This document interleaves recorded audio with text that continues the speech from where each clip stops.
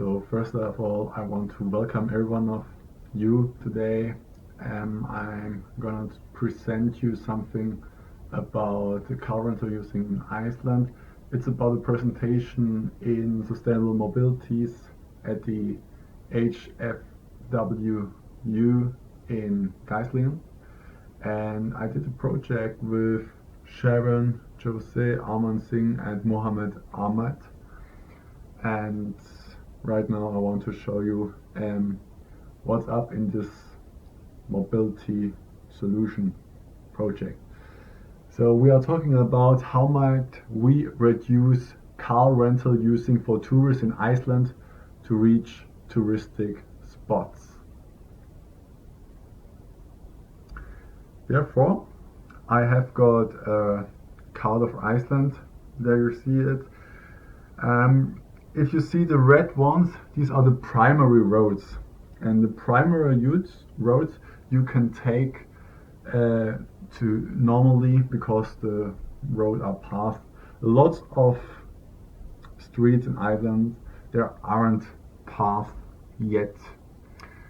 And if you go from the west side to the east side, it might be so long, like from Stuttgart to Hamburg.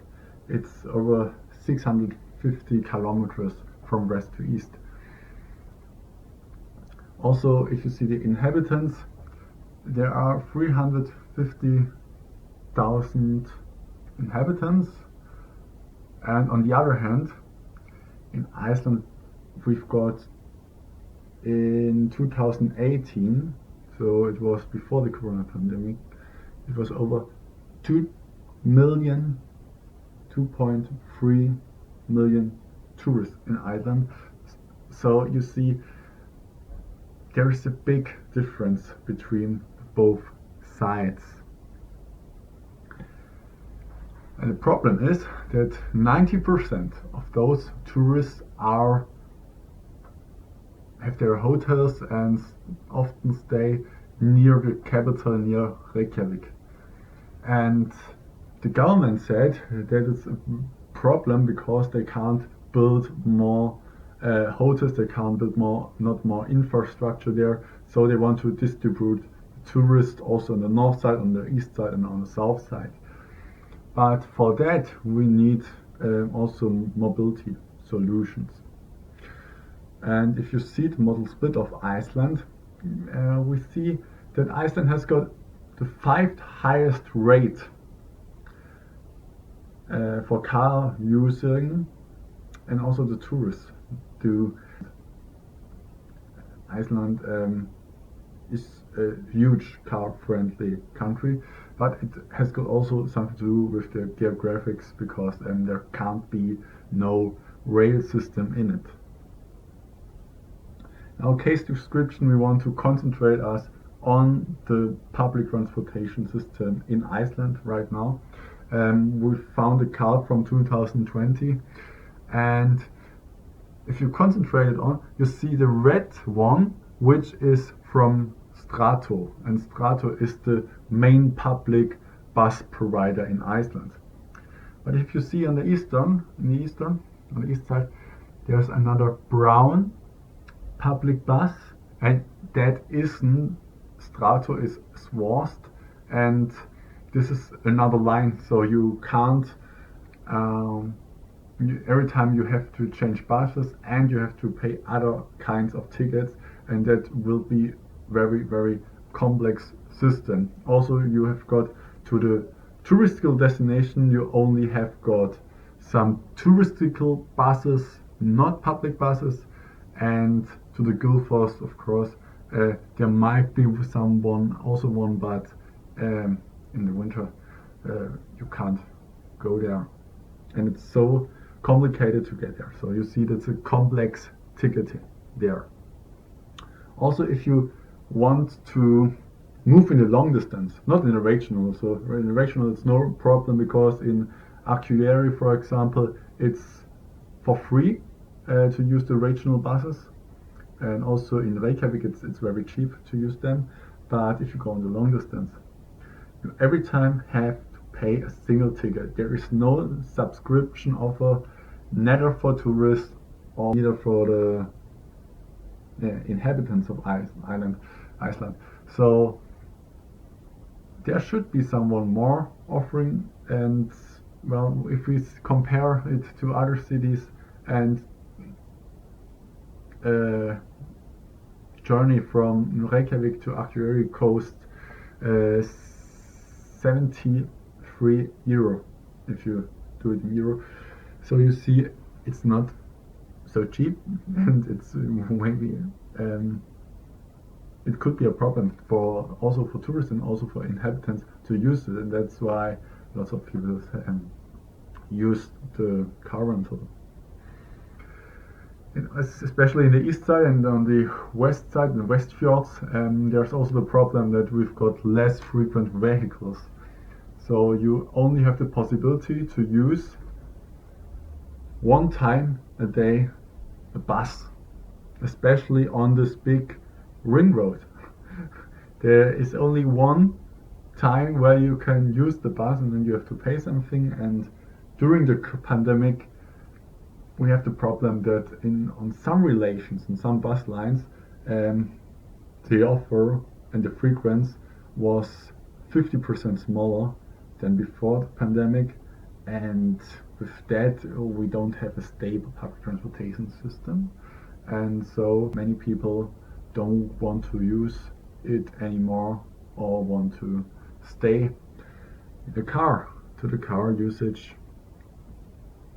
Another reason, but that's what I'm saying, is that there's only poor accessibility for public buses, especially in the touristical spots. And I will give you some examples right now. So on the one hand, there's the Gullfoss. There are 0 public buses per day, but it's a beautiful waterfall. Then if you want to go hiking, there's especially when you go in the southern side, there's the Landmannalaugar, which also hasn't got only some touristical private buses, but 0 public buses per day. In the north side there is the Godafoss, which is also a waterfall, and there's 5 public buses per day.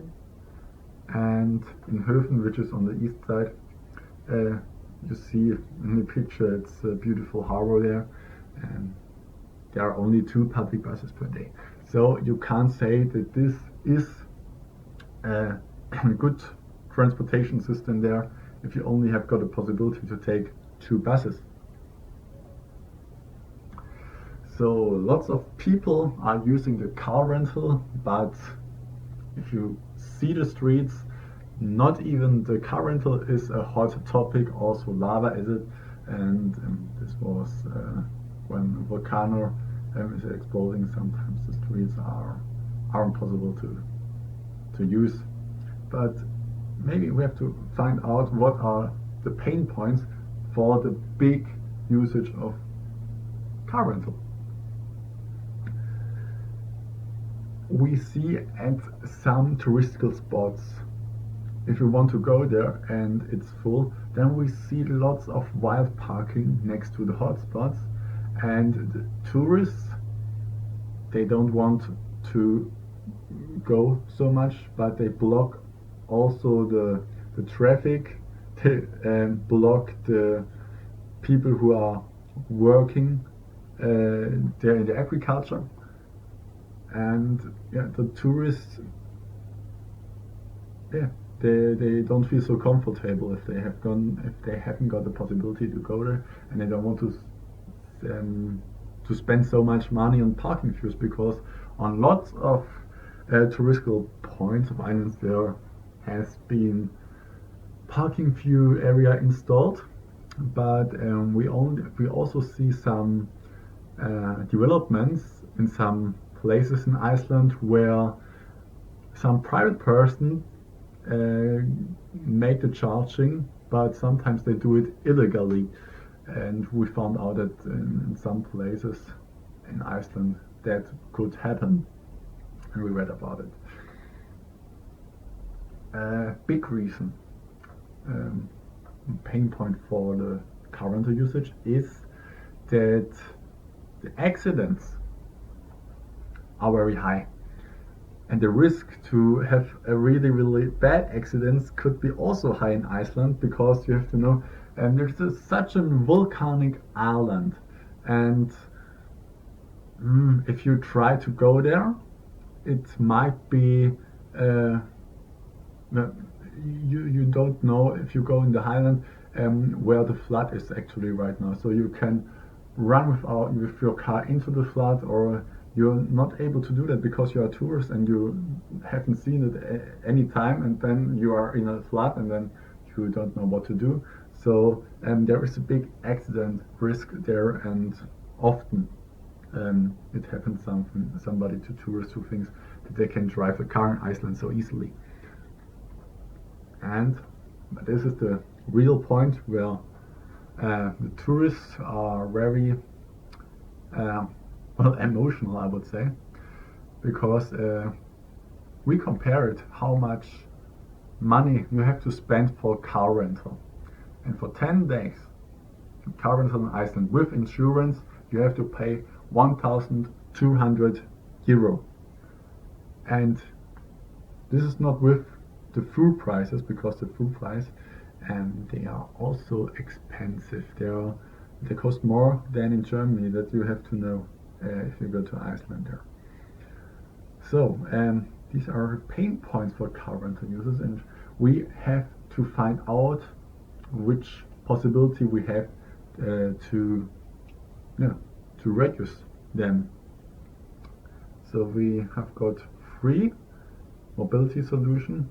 The third one was a car sharing program, which is station based in the hotspot. So if you are in the Gullfoss, there is a station with car sharing and you can use it. Big advantage is that is door-to-door mobility, so you can go with them until the next parking place you're living or you want to go, and then you don't need a car anymore if it's Reykjavik. On the other side, you can start directly if the car is there. If the car is there, you can use it, and you don't have to wait for it. You can use it with an app, for example, and you can open the car door. That would be function. And it also has got some shifting potential, because if you decide in the morning to go walking in the Gullfoss, near the Gullfoss, it would be maybe it's not possible to reach the last bus you can take, but there is no bus at the Gullfoss. But on the other touristical spot there's almost 1 or 2 buses, and if you miss them, there would be an alternative with car sharing. But you also have to know how this car, when it's in Reykjavik and it has to go to the Gullfoss, you need to have a person who feels responsible for the cars and how to get the cars back to the Gullfoss and go back to. We would like to give the car back to the station, so you need people to do that for you, and that will cost money. And also you need somebody who use the fuel. There aren't not so much electric batteries charging stations in Iceland, but there are hydrogen. For hydrogen we have someone in Iceland, but for the electric fuels there should be also an alternative, so you also need a car for it. And well, the installation of a car sharing program, it will cost also a little bit of time, because you can't do it from today to tomorrow. You need some more time, and you have to install it also if you talk to the governance of their country. A better idea, the second place, is an on-demand service. We called it Strato Flex, because also in the German country of Stuttgart there is a Flex program. in the night where you can say, okay, I'm here and I need a taxi or somebody who brings me back home. And that's also possible if you do it in Iceland, because it's also the possibility to have door to door, and you have got more safety because you don't have to drive the car and somebody else do that, which has got more experience in driving car in Iceland. And also you see that there is a shifting potential in the on-demand service, because maybe you can get the first bus and in the evening after walking you don't have the possibility to take the bus, or you don't want to wait, so you can call or you go on the app and say, I need a taxi to bring me back. And so maybe we can reduce some journeys with cars. Then it's also a good possibility, instead of the car sharing, to integrate it directly in the public transportation system, maybe from Strato in this example. And well, that would be a good add to the current public transportation system there. But if you know the story about Uber in Iceland, it was a short story because there were economical problems in the past, so they don't know how to finance it, and the prices are almost like car rental. If you need a taxi from Gullfoss to Reykjavik, you have to pay over 180 euro, and so it would be a little bit more than the car rental. So it might be a good and a short, fast solution for reducing car rental maybe, but it has got also some risks. But our first place as a mobility solution, there are the long distance bus services. We want to say how we would do that. We want a unification of all public bus providers. So maybe there's only one bus provider in the end, but you can use from every point of Ireland the public transportation, same bus, and you can buy a ticket there. It's one island and you only need one ticket for it. That would be easy, and more persons could use it because it's not so complex. On the other hand, we would have new lines there. Especially if you see on the right hand side, we would do some bus lines to the Landmannalauga Lauga, to the Gullfoss, also the ring road, a completely dedicated ring road line, and also in the western and in the northeast we would make more lines for the long distance buses. Then they are able to get back, especially in the north. There isn't neither a regional bus line, so it's important that they have the accessibility and to use the public transportation there. Also, we think of a better frequency in the long distance. From 5 to 24 hours, we want to have a hourly frequency. In the rush hour, we also think about the 30 minutes. Maybe when you are thinking of to connect the Gullfoss or connect the Blue Lagoon, there could be a better frequency then, and so the people are able to use the public transportation and they don't have to wait so long. Also, we would like that there are some night liners, because in Iceland often the planes are landing in the night because they don't want to give up so much money if they are in daylight. So it would be possible to bring some people from the airport directly to this southern side where the new hotels, if we want to distribute the tourists and to bring them directly after the flight into their hotels. That would be perfect for them, and then that's why we think that we need 3 times in the night ring road night line, which goes from the east side to the west side, and after that from the west side to the east side. The next possibility we would like to do is that we need a cheap subscription offer. So we don't need the single tickets, we should need a subscription offer for a day, for a week, maybe also for a month and for a year.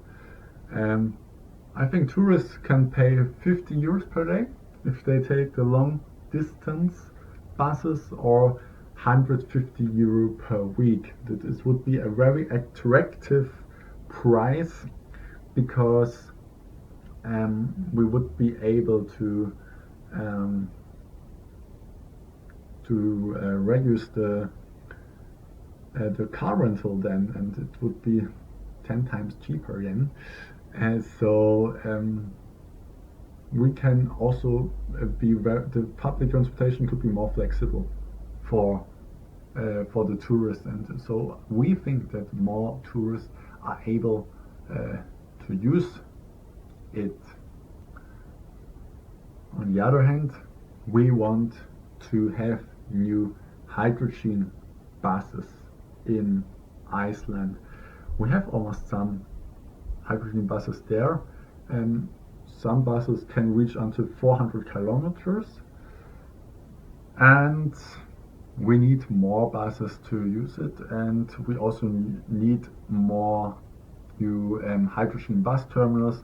And on the right hand, we did an image how and where we would do them, we would place them. So if we got hydrogen buses for the long distance, we can save a lot of energy with fuels and will be more environmental friendly, and that would be also good to reduce the emissions there. So then you see that we would like to support a green transportation system then. But then often so many people would say, Florian, you are a little bit crazy because it costs so much money. Who is gonna want to pay it, and how much does it cost? So it costs 100 million of euro, and then people would say, okay, good idea, it's a beautiful utopia, but you can't do it in reality. But there would be an alternative, because if Iceland will go into the European Union, they wouldn't have to pay a cent for it. And that's why, because there are 2 programs. On one hand, it's a program which supports to buy new hydrogen buses. They are almost supported with 100%. And on the other hand, sustainable tourism, which Iceland really wants to have, is also supported by the European Union up to 200 million euro. So it's possible that Iceland has the possibility to reach and to increase their bus infrastructure for all, because of the tourists, of course, and get the money back. So that would be a great deal for Iceland to get in the European Union and don't have to pay for this expansion for the public transportation system, and that's our mobility solution then. Here are our references and our images, and then we say thank you to you to hear our presentation.